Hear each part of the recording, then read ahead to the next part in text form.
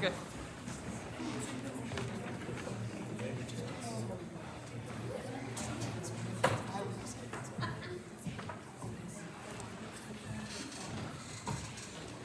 Make a note of what time it is on the street. It is 7:57 PM, and we are going to re-adjourn the meeting from our short break. Mr. Chairman, Yes. I move that we adopt, phrase this carefully. I move that we vote on the consideration of the recommendation to ban Gary Gagliari from school property. Second such motion. Repeat how you said that? Then to move on the motion that's the statement. You need an affirmative or I move that we recommend to ban Gary Gagliari party from school property. yeah. So a yes on that would be that he would be banned, and a no would be that he wouldn't. Okay. So I'll say it the way that I normally do. All those in favor of banning Gary Gagliardi from school property pursuant to policy 4315, say aye. All those who oppose? Aye. Now, Motion. Mr. Chair, may I make a statement? Please. You need to finalize that motion. Announce it if it had failed. Okay.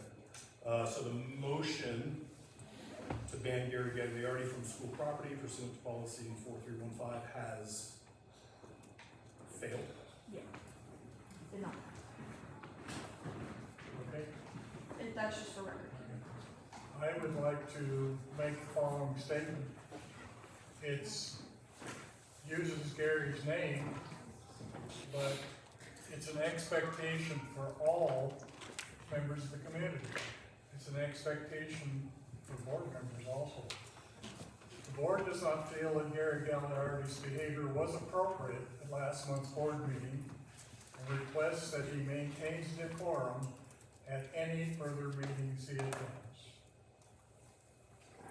Now, let's go on. Okay. All right, moving on to our new number 3, which is a resolution per MCA 20-9-806. At which point we had 2 days of school closure by declaration of emergency. December 17th and 18th of 2025.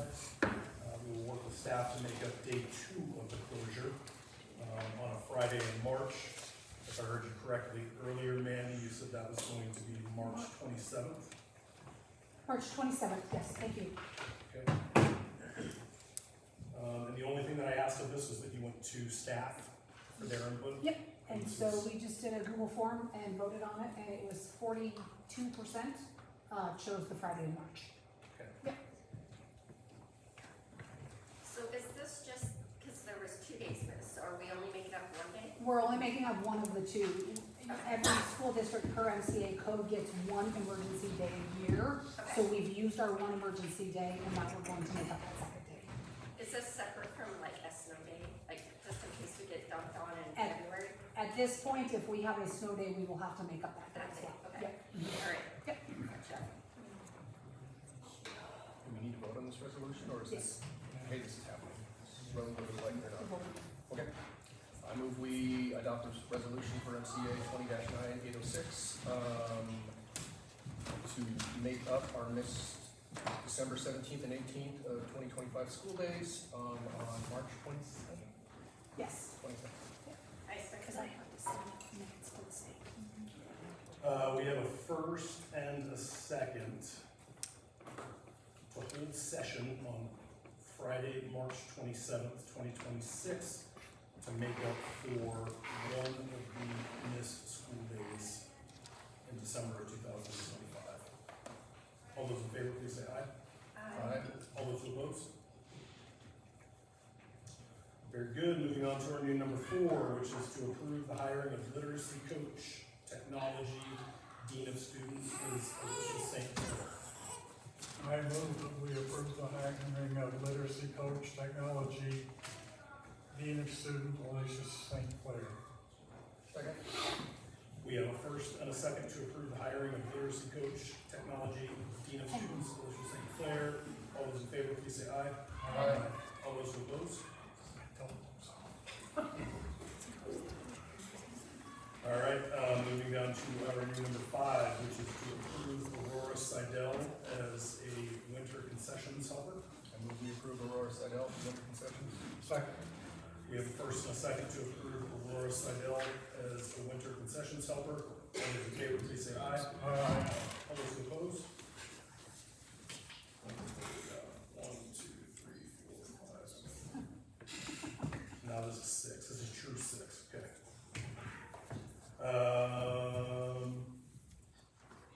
Do we have Ms. Tina Evelyn here? We do, but we also, Tina and Nancy are both here. yes, Yes, from Montana Safe Schools. Yes. I'm going to be running kind of a little bit of a PowerPoint, some handouts from the chair. Thank you to the chair, board, and chairman for allowing us to kind of present on tip line. Thank you, Superintendent Sarah, for allowing us to come and talk.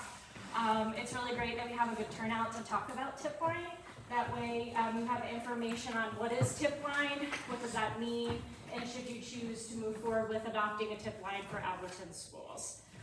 So when we think about tip line and also thinking about overall school safety, my name's Nancy Berg. I'm the director of the Montana Safe Schools Center. We're actually housed at the University of Montana within the College of Education. My coworker, Tina Hayes, is here. She is kind of our associate director, and then we also have Paige Seedall. She's the Peak Research Project director, does some attendance stuff, and has been working with you guys around attendance. We do all things K-12 school safety related, so we do a lot of trainings in schools for staff, for teachers, superintendents around school safety. We help with emergency operation plans, which sounds like it's kind of moving forward within the district. Threat assessment, a lot of training on threat assessment, who should be on a threat assessment team, what is the training around threat assessment, since that is within Montana, annotated that you're required to have a threat assessment team. We do training around standard response protocol, so we're trying to kind of standardize a consistent across the state response when there's any kind of emergency at school. So if people move district, they're all operating off of the same procedure. Reunification, when things happen in school, you gotta get your kiddos back to the appropriate person, caregiver, or parent. There's processes for that. Tip line, which is what I'm gonna talk about today. Site assessment, where Tina will come out to your school, actually do physical walk around, look at policies and procedures, put together a report that's presented to the school board on recommendations of what could be moved forward to make the school safer. And then we do a lot of training around suicide prevention. When you think about just what I'm going to share, I'll try to kind of keep it brief. Purpose of the tip line, the website, training, rollout, resources and materials, and I'll go through some statistics. So you kind of see this overall tip line and what is happening through our center. So the tip line is really a way to allow for students, for parents, for teachers, for faculty to report anonymously or confidentially, whatever they choose, around maybe something they feel is threatening. Sometimes kiddos will bring forward, I'm really worried about my friend, who do I tell? And it depends on districts. Maybe they feel comfortable going to their super or their principal and sharing that, or to a teacher. Sometimes they don't. So being able to have a tip line in place for those kiddos, those parents, teachers, community members to come forward and be able to share that. There are times when people are looking to do harm to the school, so this is another avenue to allow for some of that reporting to come forward. So that's kind of that purpose of the tip line. The tip line around the United States is kind of best practice, one of those things that can easily be implemented within a school district to help be able to know what some of those threats are coming to school. Kiddos know what's going on with their friends and report that, and then you can actually get help and support around a kiddo that's maybe struggling with suicide or kind of bullying, cyberbullying, and being aware of those issues. Right now, the Safer Montana tip line is free to all schools in Montana, should they choose to implement. It is currently covered under our Bureau of Justice Affairs grant, our Stop School Violence grant. Tips can, like I said, remain anonymous or confidential. It comes to the person of how much information they want to share. If they share more information, that's usually really beneficial for the school because then they know more of the context of what's going on and they're able to kind of reach out and be able to kind of support the kiddos in the situation that's going on. For this tip line and our Safer Montana tip line, it is personed 24/7, 365. So we actually contract with a tip line provider that has trained personnel, mental health providers that are vetting those tips and they're seeing that. So we don't have to have local people that are personing that line. We're paying for that service and it comes forward. So when you think about our tip line website, it's safermt.com. If you go to the website, you can kind of go up into the corner and say report a tip. What we're able to do with our tip line, different tip lines run different ways. We are able to actually have a phone number that's a 406 phone number that students, staff, faculty, community members can report a tip on. They can download, should they choose, the app on their phone and make a tip that way. They can also text to the tip line. And they can also email, and then what's most popular is just going to our landing page and actually reporting a tip to the web portal. One of the things we noticed that's not really super cool to have the tip line downloaded as an app on your phone, so the kiddos like to go through the web portal and report that way. That's how the majority of the tips come in. But for some different technology folks, you can make tips in different ways. So this is kind of when we decide to report a tip, the information that's coming up. There is a drop down where if your school signs up, it would come up as Alberton School and then you could click on that. And then who are you? Where did you hear or see this incident? What happened? And you can report the date and the time. How many times has this happened? Did you report this to an adult? Who is the person causing harm? Who is the person who's kind of on that receiving end? And then describe what you saw or heard and what is your name. Any of these can be filled out as much or as little as you want. It's not going to stop the process of submitting a tip. So we tried to make it kind of basic and simple so it's pretty easy to fill out. And then you might be like, how are these tips kind of categorized? Because it's 24/7, 365 monitored, those tips are actually triaged. Those critical tips, they are going to then go to whoever is designated at the school to be the tip receiver. That is usually your school safety team. It's your superintendent, it's your principal, it's your school mental health provider. At times it's a lead teacher, depending on the size of the school. Different school districts in Montana kind of split that differently. And that tip will come in when you have a list of who's going to receive those tips classified as critical. It's imminent, like it's gonna hit the fan, someone is either gonna hurt themselves or there's this direct threat to the school. Our most scary idea is an active shooter at the school. Kids are kind of talking about it. You'll start seeing tips come in saying, hey, so-and-so did this on social media. So-and-so said this on the school property, so that gets reported. That's that high imminent critical threat.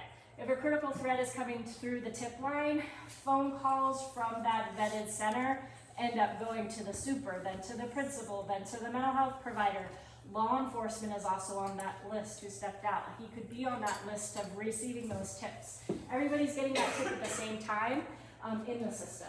When you think about urgent tips, it's kind of that self-harm, suicidality, kiddos thinking about hurting themselves. And then standard tips tend to be those that are bullying, school rule violation, someone smoking a vape in the bathroom, those kind of things. Someone smoking a marijuana vape in the bathroom, that's kind of some of those standard tips. And then there are other tips that come through. We've had stuff like, I didn't like the fact that the chicken nuggets at the lunch weren't cooked. Like that stuff comes through. I didn't get a mustard packet at the lunch line. Kiddos will be really funny, haha, at times, and so many tips, like who was the person causing harm? And they're like, oh, it was myself, because I was skateboarding on the property and ran into the pole. And it's like, okay, some of those just fall into those other tips. About 75% of the tips that are coming through are those other tips. So that's how they're kind of getting classified in the system. And so the school designates who's going to receive those tips, and then we also make sure that the school is supported in actually working through the system. Who is going to be the first person on the list, the second person, third, fourth, and fifth, and running down. The way that kind of vetting tip line works is if they don't get a hold of the first person, they go to the next person on the list until they get something, depending on the severity of the tip. Critical tips are phone calls. Everything after that is an email. We do ask for, when those people are designated to receive tips, you're providing your cell phone, because tips don't come Monday through Friday, 8 to 3. At times tips are coming in at night, tips are coming in over the weekend, so it's really good. Most people have email on their phone or are getting phone calls to be able to be contacted. This is a way for that system to kind of be able to push those. To be able to just get at who is getting tips, it's a very fancy Excel spreadsheet that has who's going to be the first person, what's their email, what's their cell phone. This is just an example of Missoula, so you can understand you got high school, middle school, and elementary. For the tips, they can designate whoever they want to receive those tips. So maybe your high school principal isn't seeing all of your middle school tips, and your middle school tips, your high school isn't seeing that. So it kind of relieves that load a little bit. And also having your SRO in case some of those critical tips come through. So just getting this, what happens is when this Excel spreadsheet is filled out with all of the contact information, actually goes to the tip provider, and they make a username and login. So those people at the school district can then come into the back end of the system. Everybody's seeing all of those tips, and then you can actually respond to them. So it kind of alleviates this whole back and forth of an email, like, hey, did you see that? I got a voicemail on the school phone, or did you see the email come in? And they can say, oh, in the back end of the tip line system, was able to call mom, dealt with mom about the situation where the friend was worried about the kiddo saying they wanted to kill themselves. We have a meeting when the kiddo comes into school the next morning to take care of this. All of that is noted in the system, so everybody's seeing it at the same time. So it's kind of trying to systematize being able to get some of those tips coming in and responding to them so everybody's on the same page. We want to make sure that schools are supported in rolling out tip line and dealing with tip line in this kind of system. So we do have recorded Zoom trainings that they can watch, so those people that are getting the tips know how to operate the system. It's kind of required. The other thing is Sprigio is our company that we're contracting with to provide the tip line service. They are really great customer service, and they will actually come online and do a live training for all the staff that is designated in receiving those tips and answering questions and that. So we do kind of require folks to watch the tip line portal, how do you acknowledge a receipt, receipt of a tip, and how do you kind of like deal with that in what we call the dashboard. So making sure people are trained on how to use it.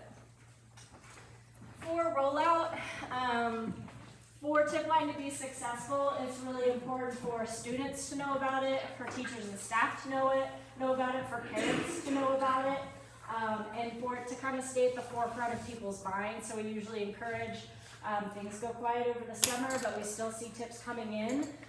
We have materials, we have wallet cards, we have posters, we already have some kind of pre-made bathroom signs so kiddos know how do I report. And it can be a simple QR code that takes them to that page to be able to fill out a tip. So it's continuing education.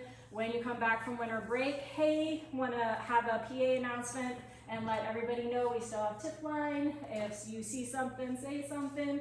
Having that come through. And how do you report a tip? What are appropriate tips? Sometimes we get some funny ha-has.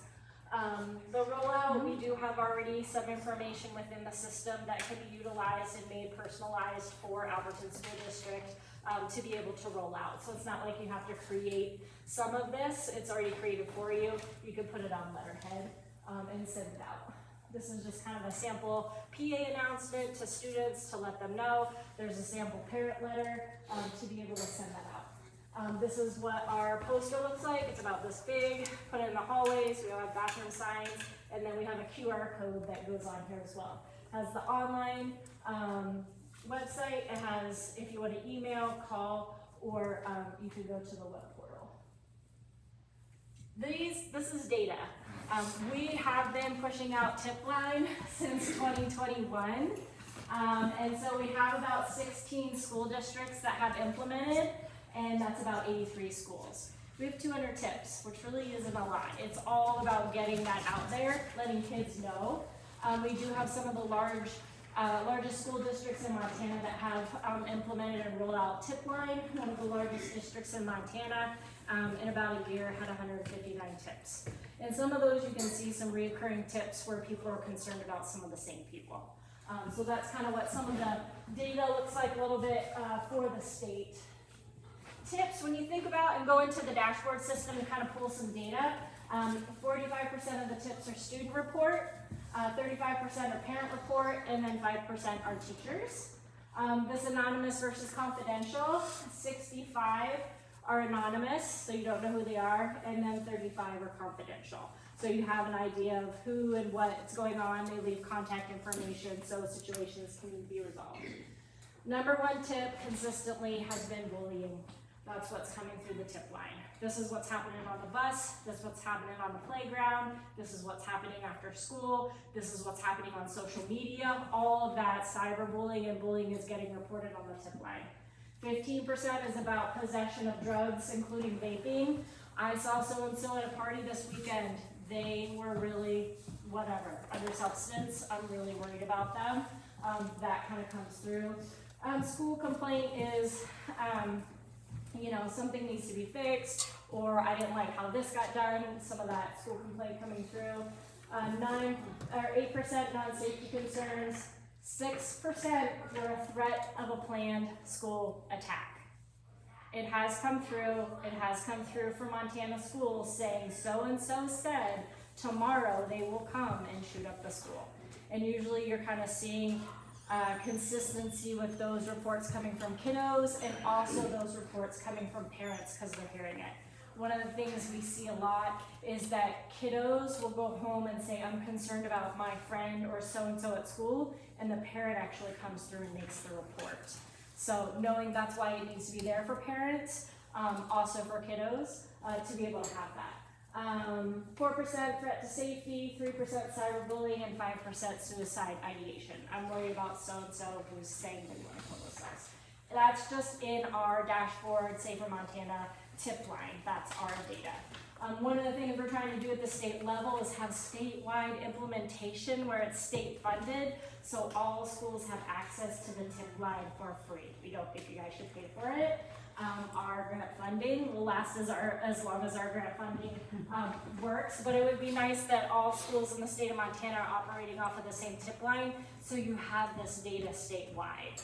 It allows for that information and data coming through. So that's kind of tip line. That's what we offer. There's other tip lines out there. We do Safer Montana. Does anybody kind of board have any questions about tip line?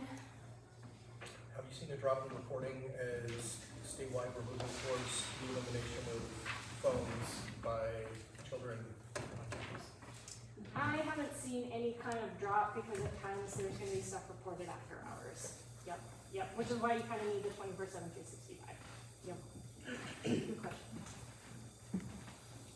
Comments, questions, concerns? Who has access to this data? Just people who are working with kids and Yep. not all teachers and staff. Nope, it's only designated at the school level who has a accessibility by username and password in the system.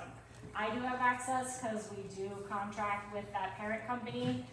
The parent company also does have access because they need to be able to provide technical support for users. But there's MOUs signed in place between that parent company, Spreadio, ourselves at the Safe School Center, and the school saying how that data is confidential and utilized. So it's like covering the gap. Yep, and this system is compliant with that. And Sprigio takes on all liability if this ends up getting hacked, it's their responsibility.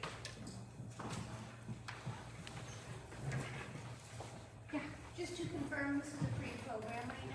Yep, it is. And then is there a trial if we did want to try to start it and it wasn't working, or just as you roll out of the platform, have you seen any schools kind of start it, discontinue it, or can you kind of tell us that process? I've seen schools start it and discontinue it because they were able to get successful federal funding to be able to pay for their own tip line. And so they're running their own tip line. It's costly, but they're doing it. Yep. Have you seen any great results, or, I mean, has it helped a student that's suicidal, or? Yep. So we're hearing things anecdotally kind of come back to us because we're not the ones that are resolving that. But yes, we've had issues and people kind of come back and be like, I really like that it had a tip line, and they report that school jumped on it. They were able to support both those kiddos in that situation. We've also had ones around suicide where it has been thwarted because after hours in the middle of the night, that kid was thinking about suicide. Someone said, I'm concerned, and that next day follow-up was able to happen, and that kiddo was able to get into support. And there's always kind of that timeline issue depending on the situation and severity. So there have been law enforcement calls out saying, I want a welfare check because I'm worried about this kiddo, and that has happened as a result of the tip line. Also child abuse, that stuff comes through too, and it gets reported by their friends. I'm worried about my friend because I think this is going on at home. Yeah, any other questions, comments, concerns about a tip line? Yeah, thank you. Thank you all for listening to me. This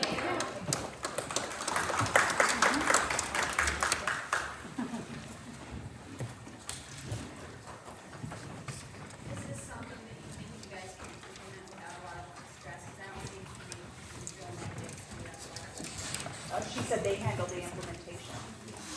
Well, and then, yes, we'll figure out our SST team will be trained, and we've already all talked about it a little bit with Christina, just some different things about how, we could utilize it in Clinton with our student support team, so, yeah. Honestly, I had something happen over break, and it had to come through Facebook Messenger to me, like, this would be 1,000 times better. You know, and everything was fine, and it turned out to be okay, but it just was like, I didn't see it till the next day, because it was Facebook Messenger. This kind of thing, I would do immediately, you know what I mean? And so, it really, I was like, okay, yeah, I was already in, and that really helped, so, yeah. I think, yes, Just one more thing. Yep. You guys are working on threat assessment, for the school. This is a really powerful tool, for that threat assessment process and procedure. So, we see it really help, when kiddos are struggling, they don't know who to go to, especially those kids that don't have a relationship in the school with someone that they trust. So, it is a very powerful piece to have with your threat assessment policy and procedure.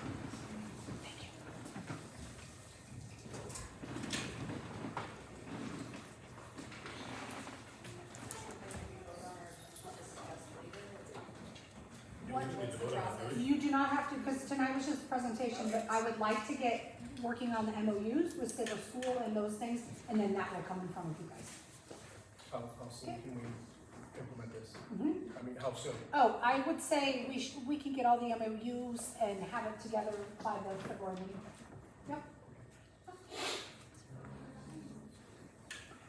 Right? Okay, good. Any other questions? Any other comments, questions before we move on? Okay. Next item agenda here, or agenda item is to adopt policies. Lots of them. Yes. How many of these are final reading tonight? We adopted that last summer, or you could finalize it tonight. Or, yes, and so we adopted that last month. So we can finalize it if you guys are in, or I can get more information if you need more information. Thank you, Mr. Clerk. Yeah.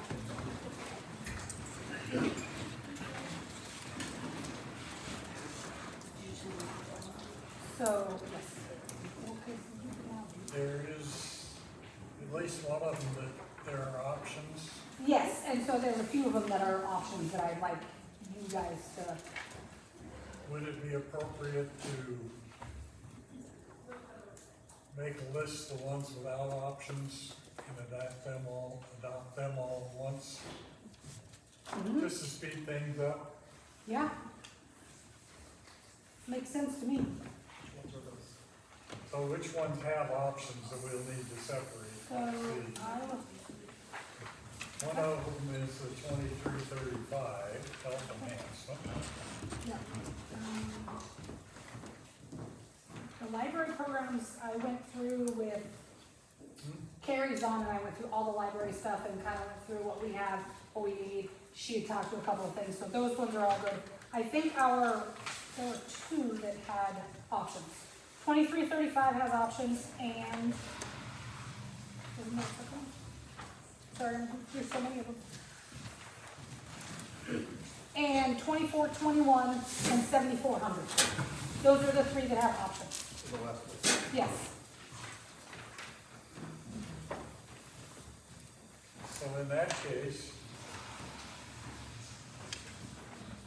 I move that we adopt the policies as presented, 2150, 2162P2, 2165NF, 2240, 2309, 2311, 2312, 2334, Yep. And then the last three we have to look at. Yep. I second that motion. I guess. Okay. We have a first and a second to adopt policies 2150, 2162 P2, 2165 NF, 2240, 2309, 2311, 2312, and 2334. All those in favor, please say aye. Aye. All those opposed?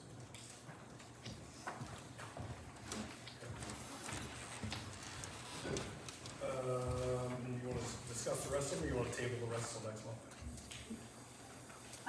Would you guys like some time to look through those? Okay, I Yeah. would ask that you, well, right now I'm looking at 2335. it has a lot of information in it, yes. I would like to know what we are currently doing. This has to do with what would normally have been called sex education. There are three options for, what are we doing now? That's my question. Funny you should ask that. So actually, I have a meeting next week with, because it's 412 is really sex ed classes. And so I have a meeting with 4th and 5th and 6th grade teachers and Brad Odell and Jen Donovan next week to really talk about what we're going to do for a curriculum. Once we come up with this comes to parents. There's the 14 days, parents get to opt in and out. And so we're at the starting points, but we have to have a policy in place before we can start the teaching. What it sounds like to me is last year, a couple of the teachers did some small things. Brad covered basics, but there wasn't a lot. And so we just want to streamline, make sure we're following policy and state law with all of that kind of stuff. I do like things about this policy better than the last. I don't know if you read it closely, but our current policy, where this says in the one list of what's covered, it just says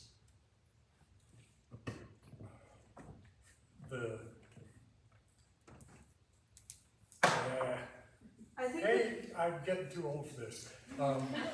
We moved in human, I pushed to put the word human in there to specify that in terms of the policy, and I put it in to protect the teachers, that it said human sexual,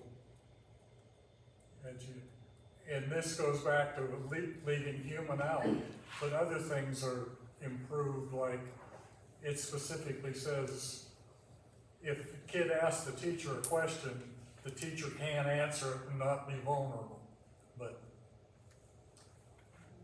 So, These, I didn't write these policies, they're not from my office, but I will say these definitions and the previous ones are directly from statute. Yeah. Of what you guys have to. well, this one was, And they cleaned up quite a bit in the 2025 session. and our board policy technically differs from statute, which leaves the district may be a little vulnerable. Yeah, don't tell your lawyer. It is what it is. I would go to court and just fight it, to make them read what went through the legislature. That's my only request. I'll shut up now.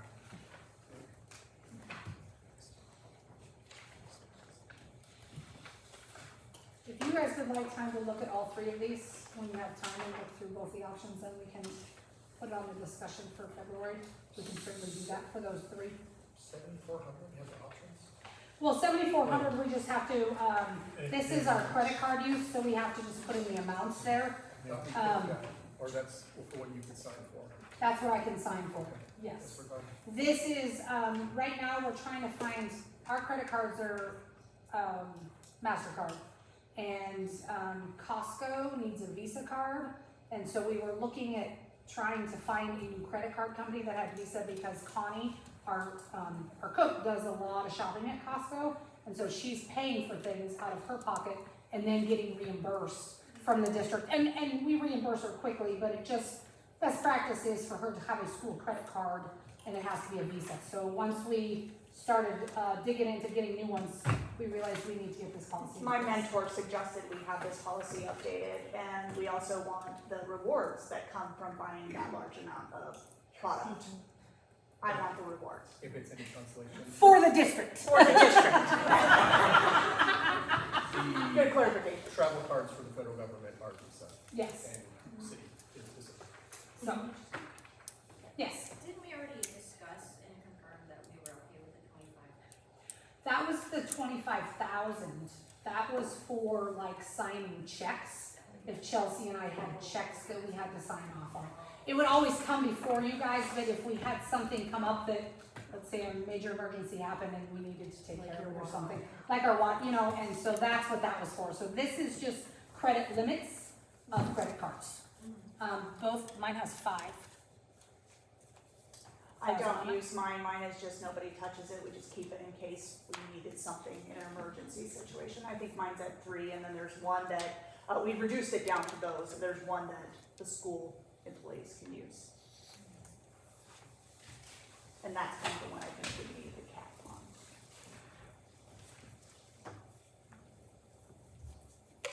And I imagine as part of this, there's a full credit training, et cetera, that goes with it for the users, or any of the users. There's a what? Training that goes with it. I guess it's a district, never mind, it's not an individual bill account, it's a district. Forget I asked. So once a year, we have to discuss our credit cards, we have to put in what month we wanna do that. I'm thinking our work session in July would make the most sense. When we're looking at the goals for the next year and make sure that everything's good. So I would like to put July as the meeting month, that, in that first paragraph. And then we just decide what we want. I have 5,000 is the most, and then we have 2,000, and 5,000 is more than enough on my credit card. Correct, but we had also talked about, I took a P card training, a procurement card training, and we had discussed that moving on to next year, that we're gonna try and lean towards that, because we can put caps on it, we can stop them immediately. We can just do a lot more internally to regulate it than we can a credit card and just going, here, go spend some money. We can't tell them, well, we can tell them, you only get to spend this much, but if they spend extra, there's nothing we really can do about it afterwards. Is this gonna be hindering you guys in any way if we wait to decide this No. 7,400? Nope.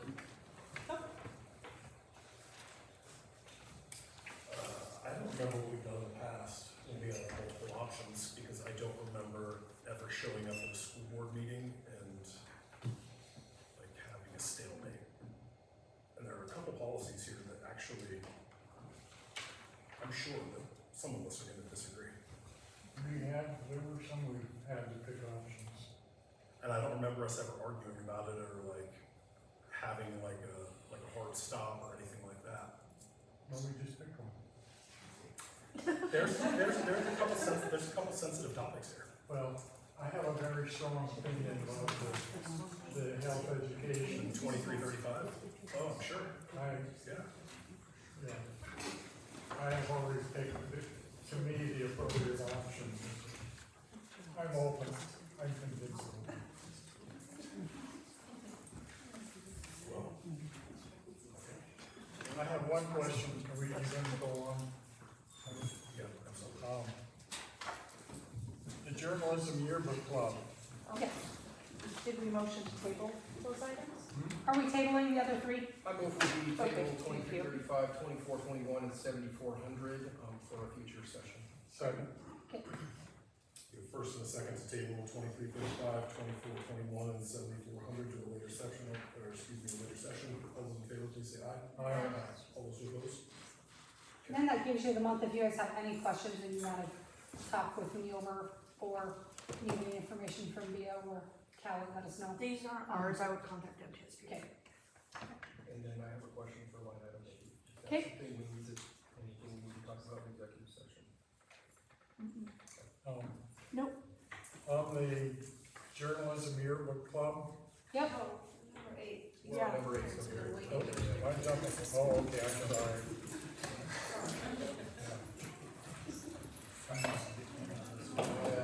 Yeah, no, it's getting more. We are on number 8. We're on number 8, and it's my recommendation that we approve both of these kids, to join Alberton School. Jess is going to do the screening for the early learner, and we have already met the 5th grader. She played basketball, and, mom came and did a tour, and so we've met that family as well.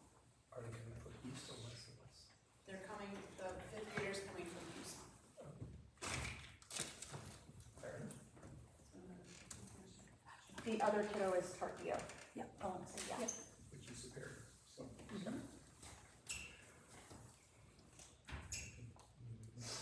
All right, I move we approve the out-of-district, 5th grader and the out-of-district, you said early learner, pre-K? Yep. Yep. Depend, they have to be screened first? Just the ELP does. Okay, pending screening for the early learner. A second. Did you say it?